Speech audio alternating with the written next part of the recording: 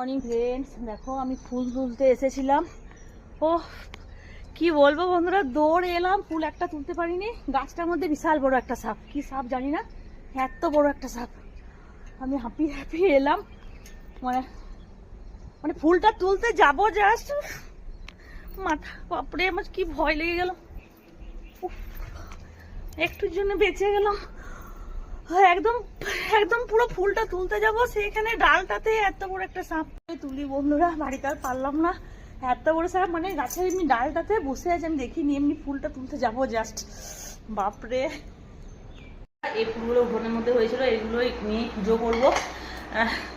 আর একটা কথা, ঠিক আছে, ভয় পাচ্ছি, ঠিক আছে, মানে সামনে এত বড় সাপটাকে দেখে প্রত্যেকটা মানুষই ভয় পাবে, আমিও পেয়ে গেছি। মানে ফুলটা তুলবো, পুরো ডালটাতে শুয়ে আছে, বিশ্বাস করো। আমি কোথাও এমনি করে দেখছি, তারপরে আস্তে আস্তে নেমে গেল, চলে এলাম দৌড়ে।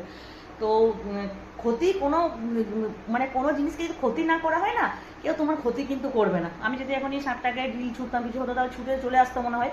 তো যাই হোক, মা মনসার কৃপা যে ঠিক হয়ে গেল। জয় মা মনসা।